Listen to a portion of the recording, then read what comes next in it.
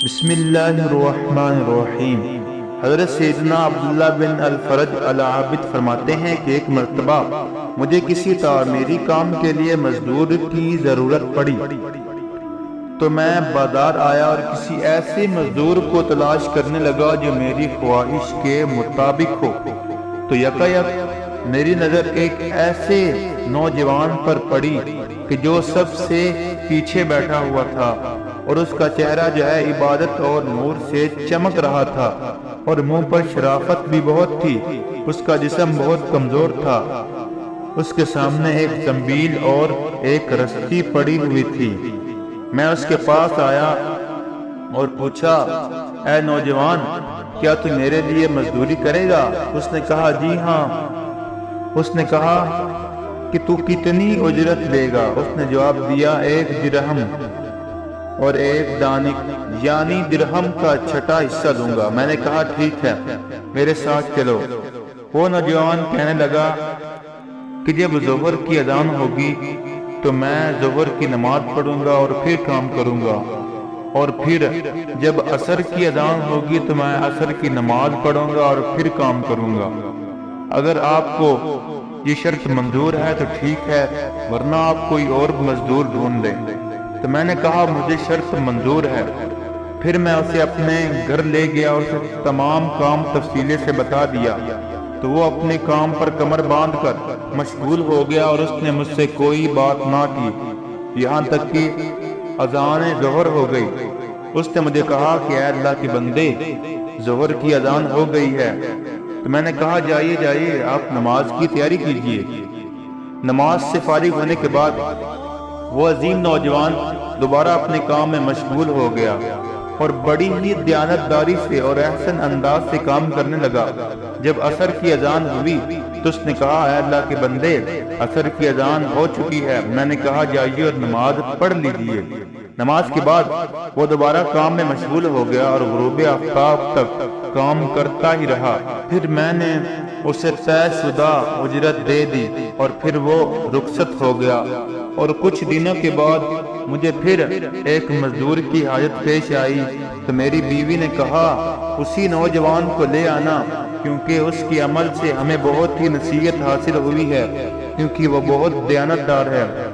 چنانچہ میں بازار گیا تو مجھے وہ نوجوان کہیں بھی نظر نہ آیا۔ میں نے آس پاس کے لوگوں سے اس کے متعلق پوچھا تو وہ کہنے لگے کہ آپ اسی کمزور اور نجیب نوجوان کے بارے میں پوچھ رہے ہیں جو سب سے آخر میں بیٹھا ہے؟ میں نے کہا، جی ہاں، میں اسی کے متعلق پوچھ رہا ہوں۔ تو انہوں نے کہا، وہ تو صرف ہفتے کے دن آتا ہے، اس کے علاوہ کسی دن کام نہیں کرتا۔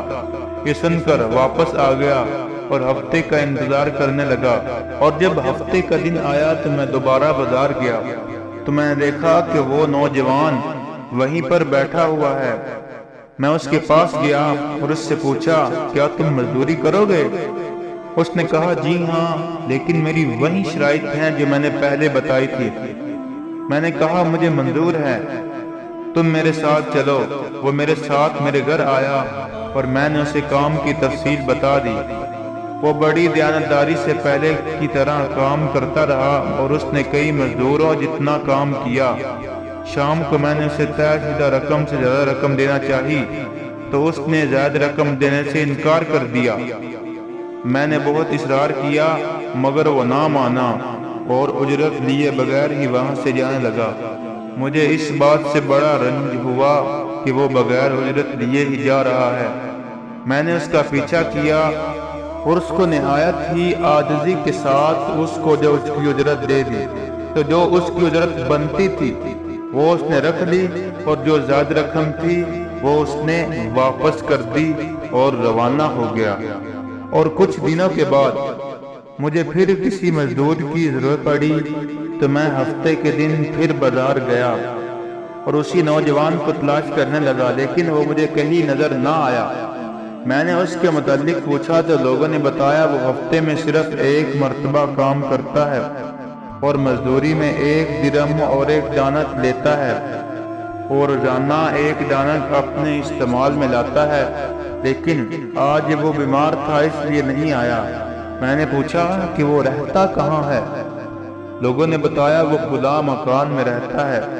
میں وہاں پہنچا تو وہ ایک بڑھیا کے مکان میں موجود تھا۔ بڑھیا نے بتایا یہ کئی دنوں سے بیمار ہے۔ میں اس کے پاس پہنچا تو دیکھا وہ سخت بیماری میں مبتلا ہے اور اینٹوں کا تکیہ بنایا ہوا ہے۔ میں نے اسے سلام کیا اور پوچھا اے میرے بھائی کیا تمہاری کوئی حاجت ہے؟ کہنے لگا جی ہاں، مجھے تم سے ایک ضروری کام ہے، کیا تم اسے پورا کرو گے؟ میں نے کہا انشاءاللہ میں تمہارا کام ضرور پورا کروں گا، بتاؤ کام کیا ہے؟ اس نوجوان نے کہا جب میں مر جاؤں تو یہ لوٹا اور زنبیل بیچ کر گورگن کو اجرت دینا اور کفن کے لیے مجھے میرا یہی اون کا جبہ اور چادر ہی کافی ہے، مجھے اسی لباس پر سپرد خاک کر دینا، اور میری جیب میں ایک انگوٹھی ہوگی اسے اپنے پاس رکھنا، اور میری تدفین کے بعد اسے امیر المؤمنین سیدنا ہارون رشید کے پاس لے جانا۔ جب ان کی شاہی سواری فلاں دن فلاں مقام پر گزرے تو انہیں کہنا میرے پاس آپ رحمت اللہ تعالی علیہ کی امانت ہے، پھر انہیں یہ انگوٹھی دکھانا اور وہ خود ہی تمہیں اپنے پاس بلا لیں گے۔ اس بات کا خیال رکھنا کہ یہ کام میری تدفین کے بعد ہی کرنا۔ میں نے کہا ٹھیک ہے، میں تمہاری وصیت پر ضرور عمل کروں گا۔ جب وہ نوجوان جو ہے وہ مر گیا، مجھے اس کی موت کا بہت دکھ ہوا۔ بہرحال میں نے اس کی موت کی وصیت کے مطابق اس کی تجہیز و تکفین کی اور پھر انتظار کرنے لگا خلیفہ ہارون رشید کی سواری کس دن نکلتی ہے۔ جب وہ دن آیا تو میں راستے میں بیٹھ گیا اور امیر المؤمنین جاہ و جلال کے عالم میں ہزاروں سواروں کے ساتھ بڑی شان و شوکت سے چلے آ رہے تھے۔ جب ان کی سواری میرے پاس سے گزری تو میں نے بلند آواز سے کہا کہ اے امیر المؤمنین میرے پاس آپ کی امانت ہے۔ پھر میں نے انگوٹھی دکھائی، انہوں نے انگوٹھی کو دیکھ کر حکم دیا کہ اسے ہمارے مہمان خانے میں لے جاؤ، میں اس سے علیحدگی میں گفتگو کروں گا۔ چنانچہ مجھے محل میں پہنچا دیا گیا۔ جب خلیفہ ہارون رشید کی واپسی ہوئی تو انہوں نے مجھے بلایا اور کہا کہ تم کون ہو؟ میں نے کہا میرا نام عبداللہ بن فرج ہے۔ انہوں نے کہا تمہارے پاس یہ انگوٹھی کہاں سے آئی؟ میں نے اس نوجوان کا واقعہ بیان کیا۔ یہ سن کر وہ اس قدر روئے کہ مجھے ان پر ترس آنے لگا۔ پھر میں نے کہا کہ ان سے آپ کا رشتہ کیا ہے؟ آپ نے فرمایا کہ وہ میرا بیٹا ہے۔ میں نے پوچھا اس کی یہ حالت کیسے ہوئی؟ آپ رحمت اللہ تعالی علیہ نے فرمایا وہ مجھے خلافت ملنے سے پہلے پیدا ہوا تھا، ہم نے اس کی خوب نیک ماحول میں پرورش کی اور اس نے قرآن کریم کا علم سیکھا۔ پھر جب مجھے خلافت کی ذمہ داری سونپی گئی تو اس نے مجھے چھوڑ دیا اور میری دنیاوی دولت سے کوئی فائدہ حاصل نہ کیا۔ یہ اپنی ماں کا بہت فرما بردار تھا۔ میں نے اس کی ماں کو ایک انگوٹھی دی جس میں بہت ہی قیمتی یاقوت تھا۔ اس سے کہا یہ میرے بیٹے کو دے دو تاکہ بوقت ضرورت اسے بیچ کر اپنی حاجت پوری کر سکے۔ اس کے بعد وہ ہمیں چھوڑ کر چلا گیا اور ہمیں اس کے متعلق بالکل معلومات نہ مل سکی۔ آج تم نے اس کے متعلق بتایا۔ پھر آپ رحمت اللہ تعالی علیہ رونے لگے اور کہا آج مجھے اس کی قبر پر لے چلنا۔ جب رات ہوئی ہم دونوں اس کی قبر پر پہنچے تو خلیفہ ہارون رشید اس کی قبر کے پاس بیٹھ گئے اور زارو قطار رونا شروع کر دیا اور ساری رات روتے روتے گزار دی۔ جب صبح ہوئی تو ہم واپس آئے۔ آپ رحمت اللہ تعالی علیہ مجھ سے فرمانے لگے تم روزانہ رات کے وقت میرے پاس آیا کرو، ہم دونوں اس کی قبر پر آیا کریں گے۔ چنانچہ میں ہر رات ان کے پاس جاتا تھا، وہ میرے ساتھ قبر پر آتے تھے اور رونا شروع کر دیتے تھے، پھر واپس چلے جاتے تھے۔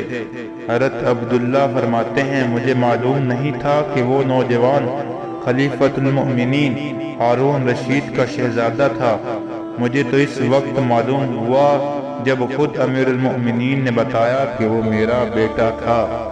اللہ کی ان پر رحمت ہو اور ان کے صدقے ہماری مغفرت ہو، آمین۔ امید کرتا ہوں کہ آپ کو ہماری ویڈیو پسند آئی ہو۔ اگر آپ